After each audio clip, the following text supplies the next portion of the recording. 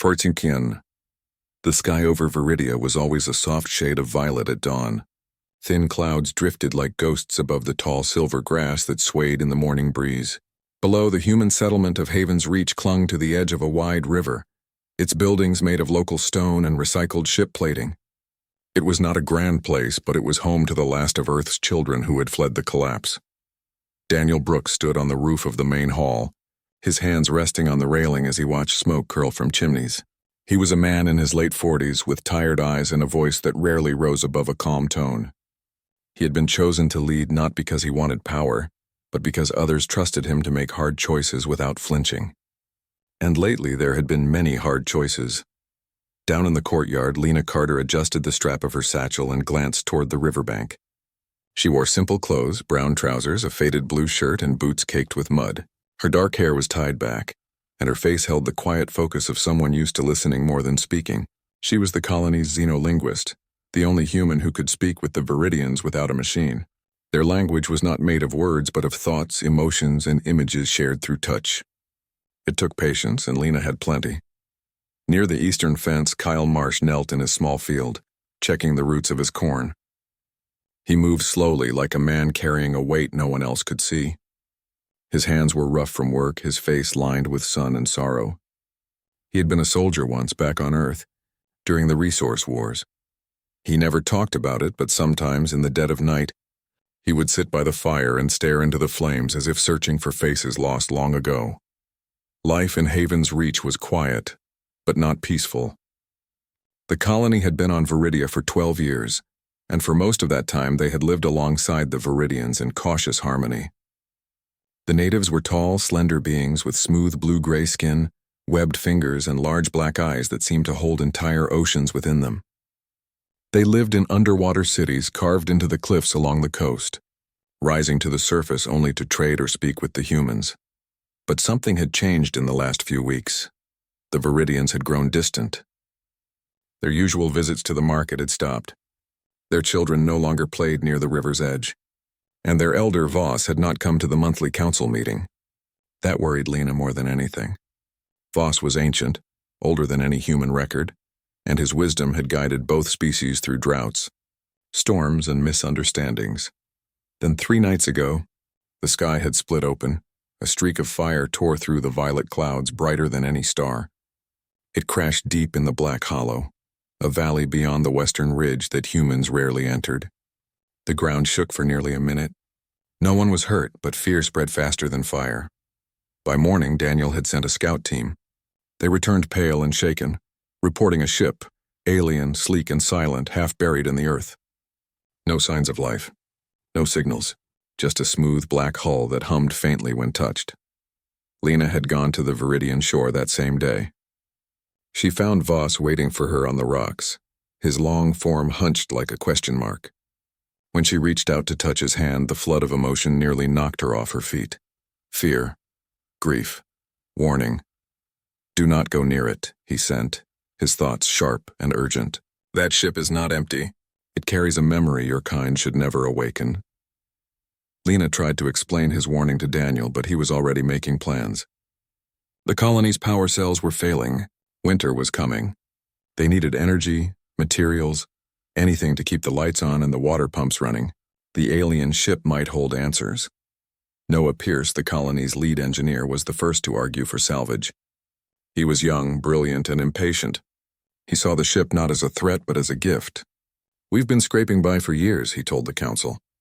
This could be our chance to build something better. Kyle had been there too, standing in the back with his arms crossed. He didn't speak, but his eyes said everything. He had seen what happened when humans reached for things they didn't understand. Earth was gone because of that hunger. Still, the vote passed. They would send a team to the wreck. 2 days later, under a gray sky, Noah led a group of 5 into the Black Hollow. Lena went with them, not as a scientist, but as a witness. She carried a small recorder and a translator pad, though she doubted either would help. The Viridians had stopped speaking to her since the crash. Even Voss had turned away when she approached his cave. The ship lay in a crater of scorched earth. It was smaller than they expected, about the size of a shuttle, but its surface shimmered like oil on water. There were no doors, no windows, just smooth curves that seemed to shift when stared at too long. Noah ran a scanner over it. No radiation, no life signs, but there's a power source inside, strong, stable. He found a seam near the base and pried it open with a laser cutter. Inside, the air was cold and dry. The walls pulsed with a faint blue light. At the center of the chamber floated a sphere, no bigger than a human head made of swirling silver mist held in a glass-like shell. It hummed softly like a lullaby half-remembered. Lena stepped back. Her skin prickled. This was wrong. She could feel it in her bones. "Don't touch it," she said, but Noah was already reaching for it. "It's beautiful," he whispered. The moment his fingers brushed the shell, the humming stopped. For a heartbeat, everything was silent. Then the sphere glowed brighter and a wave of cold air rushed past them. Lena gasped. In that instant she saw something. A flash of burning cities, screaming crowds, a sky choked with ash. It was gone as quickly as it came, but she knew what it was. Earth. The collapse. She turned to Noah, her voice shaking. "We have to leave, now." But Noah was smiling. "This isn't just power," he said. "It's knowledge. We can learn from it." Back at Haven's Reach, Daniel listened to their report with a mix of hope and caution. When Lena begged him to seal the sphere away, he hesitated. But when Noah showed him the energy readings, enough to power the colony for decades, he made his choice. "We'll bring it in," he said. "Carefully. Under guard." Lena looked out the window as the team carried the sphere toward the main generator room. The violet sky was fading into night. Somewhere beyond the river, deep in the sea caves, Voss watched the stars and wept. No one had listened, and the warning had been clear. Part 2. The silver sphere sat in the heart of Haven's Reach's main generator room, encased in a reinforced glass chamber. Wires and sensors coiled around it like vines, feeding its energy into the colony's grid. Within hours, the lights burned brighter, the water pumps ran smoother, and the heating units hummed with steady warmth for the first time in months. People smiled. Children played longer outside. Hope, fragile but real, returned to the settlement. But Lena Carter did not smile. She watched from the edge of the courtyard as Noah Pierce proudly demonstrated the new power levels on a handheld screen. His eyes sparkled with triumph, but Lena saw something else beneath it, a flicker of unease he tried to hide. She had seen that look before, back on Earth, in the faces of scientists who opened doors they could not close. That night, she walked to the riverbank and sat on a flat stone staring at the water. The current moved slowly, black under the twin moons. She thought of Voss. She had tried to visit the Viridian shore again, but the tide was too high, and no one answered her calls. The silence from the sea felt heavier than ever. The next morning, the first sign came. Old Man Riley's wheat field, normally lush and golden this time of year, was gray. Not dry, not dead, but gray, as if all color had been drained from it overnight. Riley stood in the middle of his field, boots sinking into the ash-like soil, his hands trembling. "It's like the life just left," he muttered when Daniel came to see. Then the animals acted strange. The colony's chickens refused to leave their coop, clucking in panicked bursts. The work dogs barked at nothing, their ears flat against their heads. One of the goats stared at the generator building for hours, unmoving, its eyes wide and glassy. And the dreams began. Lena woke, gasping on the third night, her sheets soaked in sweat. She had dreamed of Earth's last city, New Carthage, burning under a blood-red sky. She heard voices screaming, not in fear, but in regret. Faces she had never seen before whispered apologies she did not understand. When she tried to speak, her mouth filled with dust. She wasn't the only one. By the end of the week, half the colony reported nightmares. Some cried in their sleep. Others refused to sleep at all. A young boy named Eli kept drawing the same picture over and over, a black sun with human eyes. Kyle Marsh found Lena in the mess hall one evening, sitting alone with a cup of cold tea. He didn't say much. He just sat across from her, his hands wrapped around his own mug, his gaze steady. "You feel it too," she said. It wasn't a question. He nodded. It's not just dreams. It's like the air is heavier. Like the ground remembers something bad. Lena leaned forward. Voss warned us. He said the ship carried a memory, not data. A memory. And now it's leaking into us. Kyle looked toward the generator building, its windows glowing faintly blue. Daniel won't listen. Not yet. But even Daniel was changing. He had always been calm, measured. Now he snapped at small mistakes. He paced his room at night. Once, Lena saw him standing in front of the sphere's chamber, his face pale, his lips moving silently as if arguing with a ghost. Noah, too, grew quieter. He stopped celebrating. He spent hours alone in the lab running tests, muttering to himself.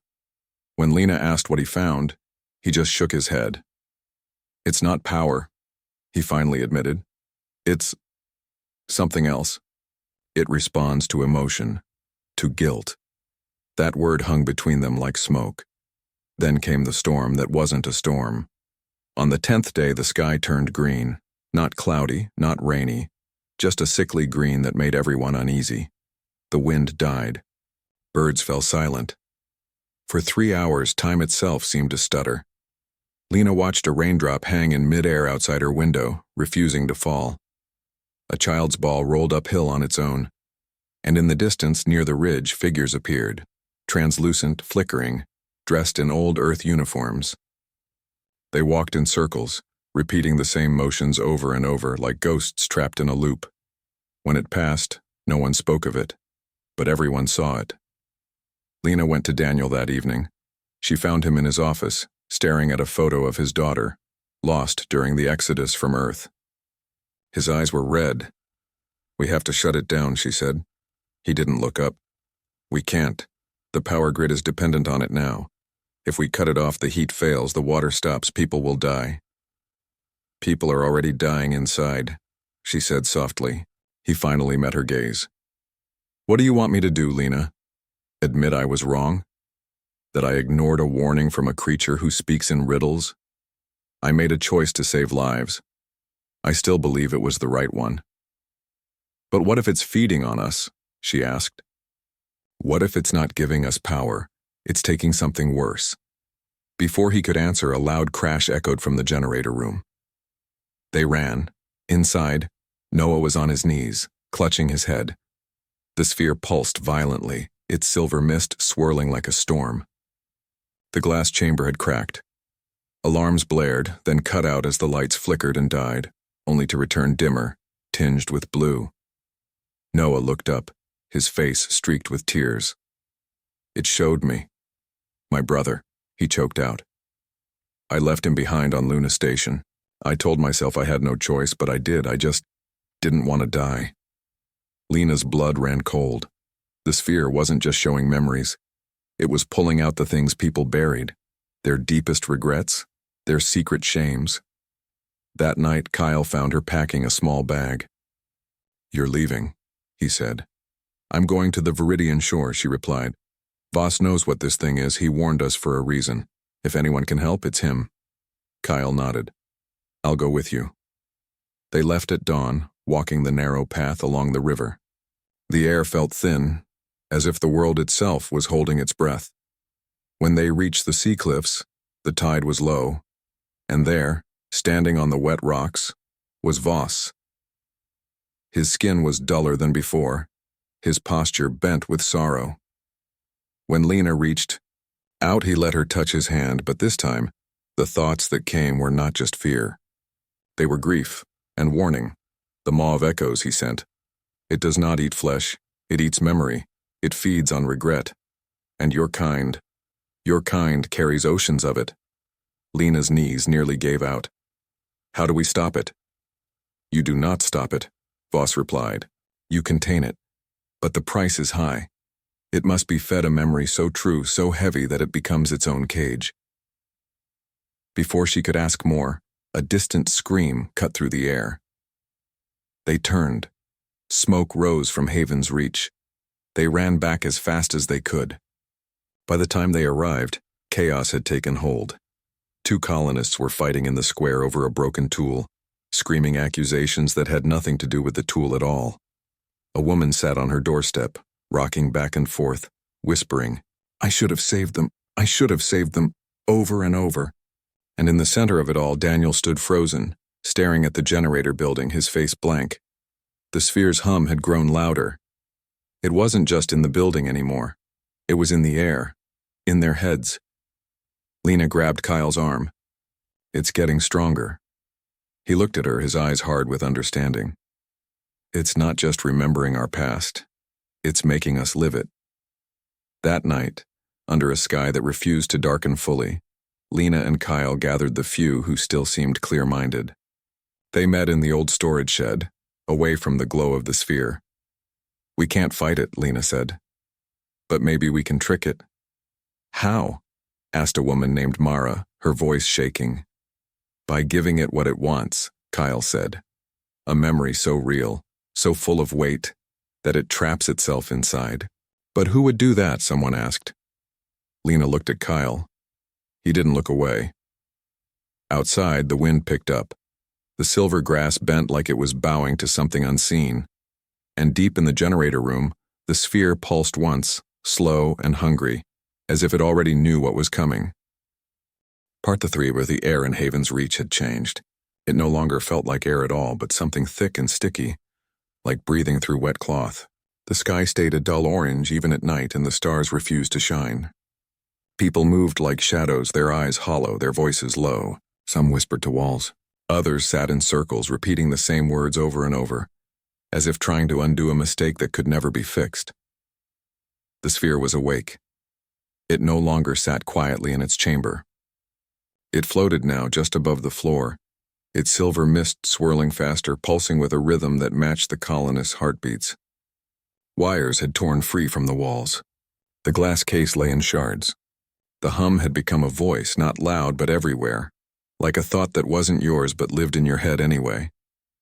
Lena and Kyle kept their small group hidden in the storage shed. Only 7 remained.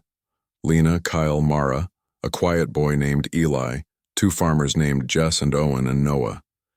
He had come to them the night before, his hands shaking, his eyes wide with terror. "It knows," he kept saying. "It knows everything I've ever hidden." Lena believed him. She had seen it herself. When she passed near the generator building, images flashed in her mind. Her mother's face as the evacuation ship left without her. The guilt she had buried for years. The sphere didn't just show memories. It made you feel them again, fresh and raw, as if time had folded back on itself. Then came the fractures. It started with the river. One morning it flowed backward for 3 full minutes. Fish leaped onto the bank, gasping, their eyes clouded white. Later that day, a patch of ground near the eastern fence turned to glass overnight, smooth and cold to the touch. And in the mess hall, a cup of coffee floated 3 feet in the air before shattering into dust. Reality was breaking. Kyle stood watch at the shed's window, his rifle slung over his shoulder. Though he knew bullets wouldn't help. "It's testing us," he said. "Or playing with us." Lena sat on a crate, studying notes she had scribbled from Voss's warning. "It's not evil," she said. "Not like a monster. It's more like a force, like gravity. It pulls on regret the way gravity pulls on mass." "So how do we stop it?" Mara asked, hugging her arms. "We don't stop it," Kyle said quietly. "We feed it." Noah looked up from the corner. "You mean, give it a memory? On purpose?" Lena nodded. "Voss said it needs a memory so true, so heavy with consequence, that it becomes a prison. Not a lie. Not a small regret. Something that carries the weight of a whole species." Silence filled the shed. Everyone knew what that meant. Earth's fall wasn't caused by one person. It was built on millions of choices. Greed, silence, betrayal, indifference. But someone would have to carry that weight alone. Eli, the boy, spoke softly. "My dad said humans never say sorry." "Not really." Lena looked at him. "Maybe that's why it chose us. Because we don't forgive, but we remember. That night they made a plan. They would lure the sphere into a sealed chamber in the old mining tunnel beneath the ridge. It was lined with lead and Faraday shielding, built during the early days for radiation storms. If anything could contain the maw even briefly, it was there. But first someone had to draw it out, Kyle volunteered. "No," Lena said immediately. "You don't have to do this. I do, he replied. I was there. At the end. I saw what we did to Earth. I didn't stop it. I just ran. She wanted to argue, but she saw the truth in his eyes. This wasn't about heroism. It was about honesty. They waited until the false dawn, the time when the sky turned pale but no sun rose. Kyle walked alone toward the generator building, his boots crunching on the gray grass. The others watched from the ridge, hearts pounding. As he stepped inside, the humming stopped. For a moment, everything was still. Then the ground trembled. The sphere shot out of the building like a comet, trailing silver mist. It hovered before Kyle, pulsing slowly as if studying him. He didn't run. He didn't speak. He just stood there, remembering. Images spilled from him, not just his own, but echoes of Earth's final days. Cities choking on smoke, oceans boiling, children crying in bunkers as the sky burned. And behind it all, the quiet choices that led there. The ignored warnings, the silenced scientists, the leaders who chose profit over people. And Kyle, a young soldier, following orders instead of his conscience. The sphere shuddered. It drew closer. Then it struck. Not with force, but with memory. Kyle screamed as the maw poured into him, not just showing him the past, but making him live every second of it. He fell to his knees, clawing at his chest as if trying to tear out his own heart. The air around him warped, time bent. For a few terrible seconds, Haven's Reach vanished, replaced by the ruins of New Carthage, the wind howling with voices of the dead. But Kyle didn't break. He held the memory, all of it, not to hide it, not to excuse it, but to own it. I was there, he gasped. And I did nothing. The sphere pulsed once, violently. Then it wrapped around him like a cocoon of silver fog. Lena and the others ran down the slope, shouting his name. But when they reached him, the fog was already pulling back, retreating into the sphere which now glowed a deep, sorrowful blue. Kyle lay on the ground, unconscious but breathing. The sphere floated above him for a long moment. Then slowly it turned and drifted toward the ridge, toward the mining tunnel. It's following the memory, Lena whispered. It's trapped inside what he gave it. They carried Kyle to the shed while Noah and Owen raced ahead to open the tunnel's seal. The sphere entered without resistance, drawn by the weight of Kyle's truth. As soon as it crossed the threshold, Lena slammed the heavy metal door shut and locked it with 3 bolts. For a full minute, nothing happened. Then a low groan echoed from within the mountain. The ground shook. Cracks spread across the tunnel entrance, but the shielding held. Inside the shed, Kyle stirred. His eyes opened, dull at first, then slowly clearing. He looked at Lena. Did it work? She nodded, tears in her eyes. For now. Outside, the orange sky began to fade. The wind softened. The river flowed forward again, but they all knew it wasn't over. The maw of echoes was contained, not gone. And it had tasted humanity's soul, somewhere deep in the tunnel. The sphere pulsed once more, slow, heavy, and full of sorrow. And in the silence that followed, the survivors of Haven's Reach understood something new about themselves. They did not ask for forgiveness. They did not deserve it, but they would carry the weight, because humans don't forgive, and that is why they remember. Fur. The days after the sealing were quiet but not peaceful. The orange sky faded to gray, then to the soft violet Haven's Reach once knew. The river flowed normally. The crops began to green again at the edges. But the people moved like ghosts, their eyes still shadowed by what they had seen and felt. The maw of echoes was locked in the mountain, but its echo lived in their bones. Kyle recovered slowly. He spoke little, ate less, and spent most of his time sitting on the roof of the main hall, watching the horizon as if expecting the sky to break again. Lena brought him food, water, and sometimes just silence. She didn't ask if he was all right. She knew he wasn't. None of them were. Noah worked day and night reinforcing the tunnel seal.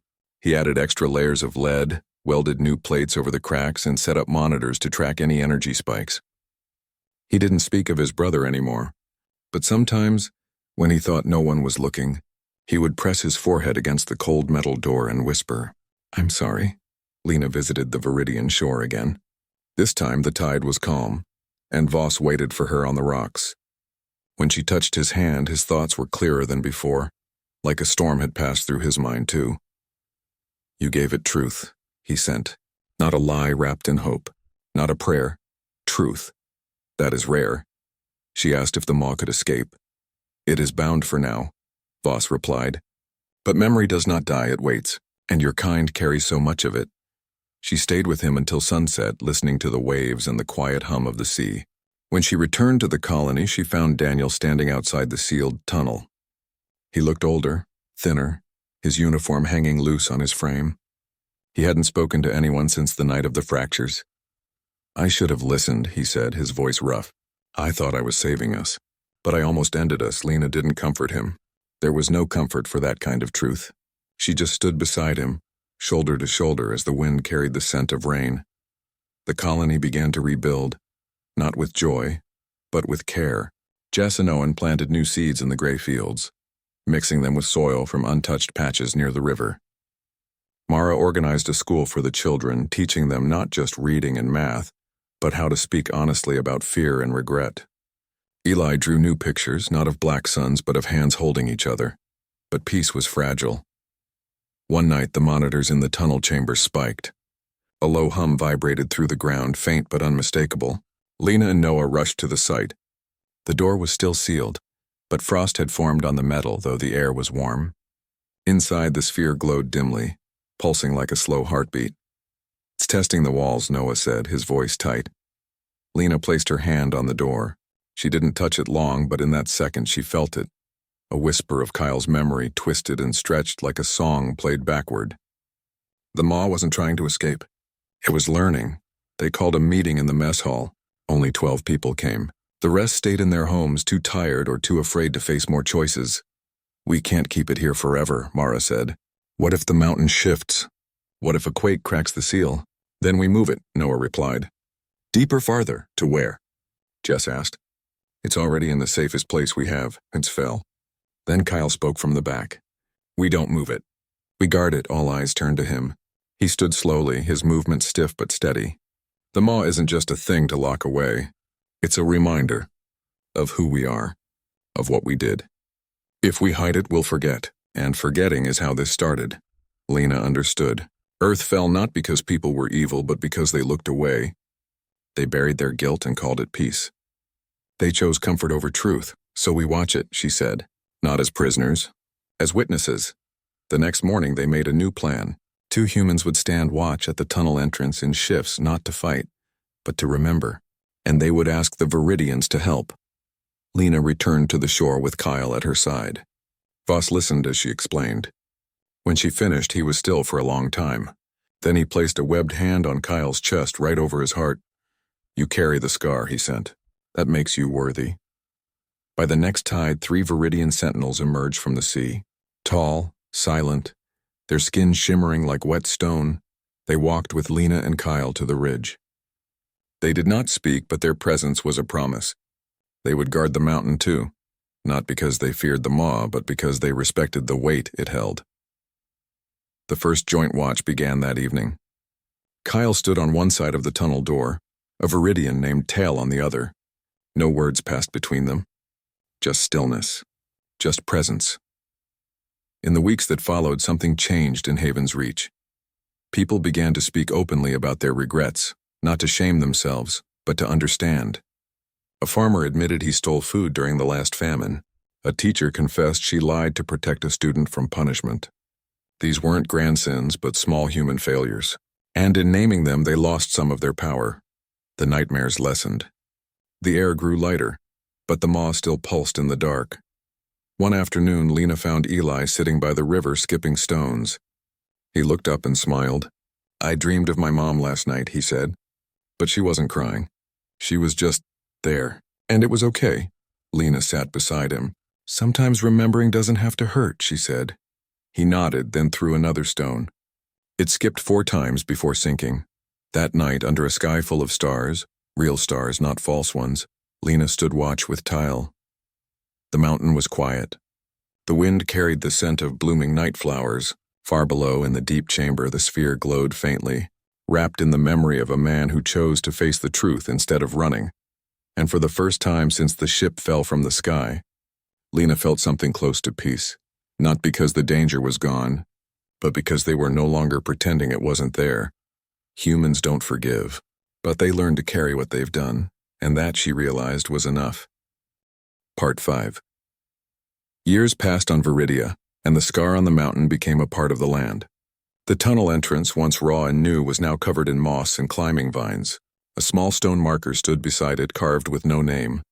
Only a single symbol, a circle with a line through it, meaning remember. 2 figures stood guard most days. One human, one Viridian, not as soldiers, but as keepers of a promise. Haven's reach grew, but not in the way Earth's cities had. There were no towers, no roaring machines, no endless hunger for more. The colony stayed small, built on care, not conquest. Children learned to speak Viridian before they learned to read. Farmers planted crops in patterns that healed the soil. And every year, on the day the ship fell, the whole settlement gathered by the river to speak one truth aloud. Something they regretted. Something they had done wrong. Something they were learning to carry. Lena Carter was older now, her hair streaked with gray, her steps slower but sure. She still walked the path to the Viridian shore often, though she no longer needed to translate. The bond between the 2 peoples had deepened into something quiet and strong, like roots beneath the earth. Voss was gone. He had returned to the sea in his final sleep, but his words lived on in the way both species treated each other. With honesty, not hope alone. Kyle Marsh never left the ridge. He built a small cabin near the tunnel entrance and lived there, tending the garden, sharpening tools, and watching the stars. He rarely spoke of Earth, but when he did, it was not with shame, but with clarity. "We broke the world," he once told a young boy who asked. "But we're trying not to break this one." The maw of echoes never woke again. The sphere stayed deep in the mountain, its glow dim but steady like a heartbeat under stone. The monitors showed no spikes, no surges. It was content, wrapped in the memory Kyle had given it. Not a lie, not a plea, but a plain and painful truth. I was there, and I did nothing. That memory was its cage, not because it was powerful, but because it was honest. The maw fed on regret, but it starved on denial. And humans, for all their flaws, had finally stopped looking away.